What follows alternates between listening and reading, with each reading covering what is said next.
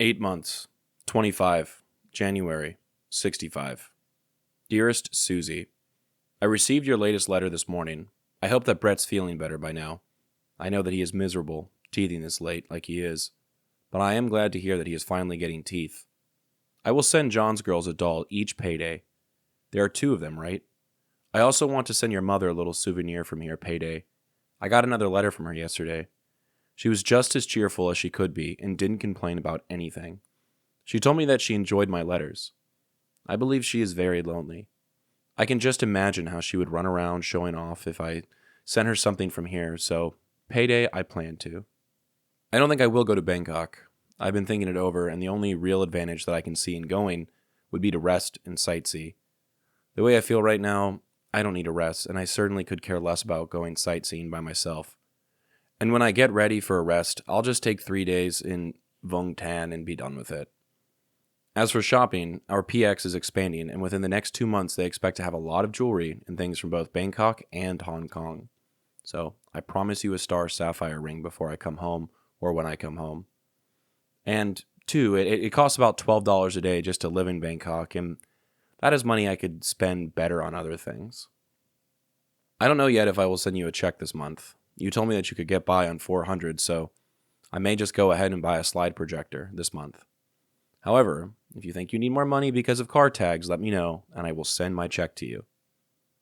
I don't know where my money goes.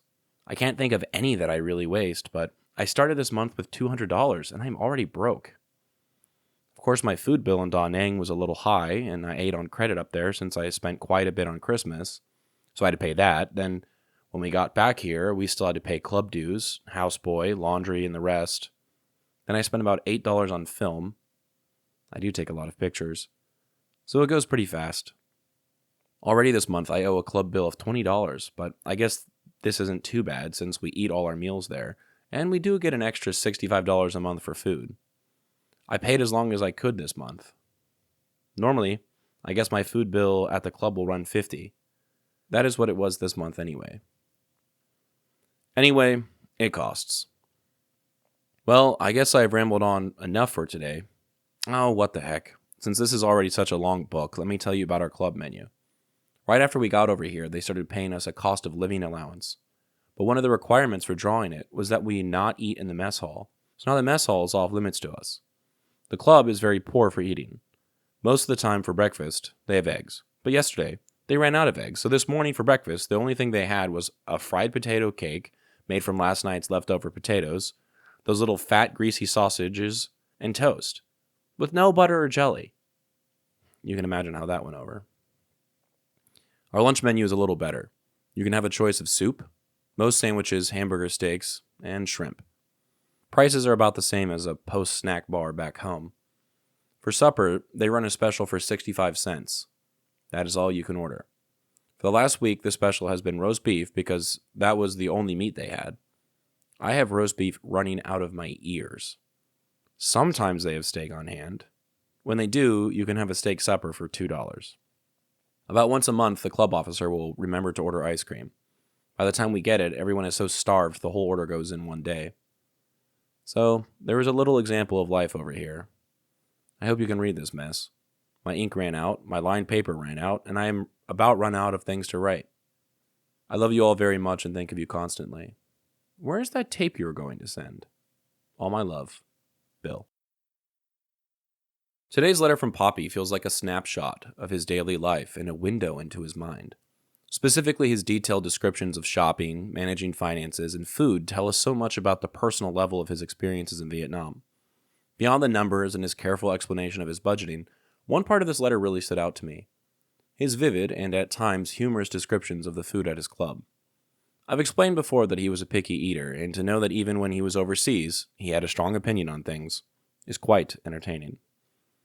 Bill's attention to his finances is still pretty striking. He starts the month with $200 and is already broke by the time he writes to Meemaw, yet he accounts for every expense, paying off Christmas bills, covering meals at the club, paying the houseboy, buying film for his camera. Even with limited resources, he's thinking about sending dolls to John's daughters, a souvenir to Susie's mom, and maybe even getting a slide projector. And let's not forget the promise of a star sapphire ring. It's also a little funny, in a bittersweet way, to hear him say he doesn't know where his money goes. Between roast beef dinners, club dues, and laundry bills, it's clear life in Vietnam came with its own unexpected costs, and yet he manages to make do. If there's one part of this letter that brings Poppy's experiences to vivid and sometimes greasy life, it's this. Breakfast, for example, wasn't exactly a gourmet affair. On this morning, there were no eggs, so the only options were fried potato cakes made from the previous night's leftovers, greasy sausages, and toast without butter or jelly. You can almost hear his disdain for the limited menu. Lunch and dinner weren't much better. Lunch offered soup, sandwiches, hamburger steaks, or shrimp if you were lucky. Dinner was often a special for 65 cents, but for the past week, that special had been roast beef. He writes, "I have roast beef running out my ears." And you can feel both his exhaustion and his sense of humor about it. Occasionally, there'd be a steak for $2, but that was a rare treat. An ice cream? That was a true luxury. When it showed up about once a month, it disappeared in a day, with everyone scrambling to get even a small taste. It's a detail that's both funny and a little sad, showing how the small comforts of home, even something as simple as a scoop of ice cream, felt like treasures. Bill's description of the food aren't just entertaining, they offer a glimpse into the larger realities of life in Vietnam.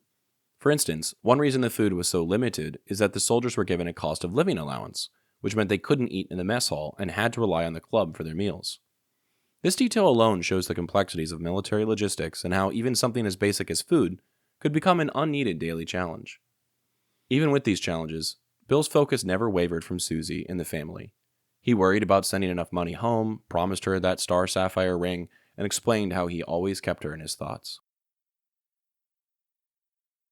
The photo I chose for today depicts what looks to be the interior of the officers' club. If it is not the one in Vinh Long, then it is at least one somewhere. It features many colorful chairs in the foreground with a few guys sitting in them.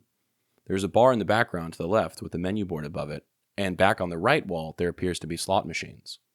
Perhaps this is where he found his addiction to the one-armed bandit. His favorite was the Blazing 7 slot machine, and when I was growing up, if you visited him while he was on his computer, you'd typically find him playing a free slot machine game or Bejeweled.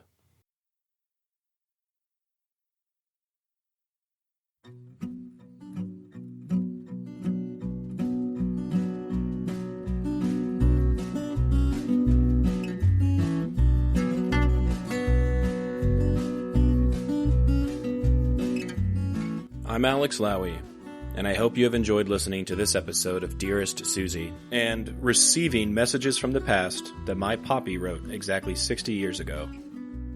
I sincerely appreciate your time and interest. Please consider following the podcast on your preferred platform, and if you're enjoying it, I kindly ask that you take the time to rate the show and leave a review. Also, please follow the project on YouTube, X, and Instagram. All likes, comments, shares, and reviews will help grow the reach of this story. The links for these things should be in the description of this episode. Please feel free to email me at dearestsuziepodcast@gmail.com if you have anything you'd like to say.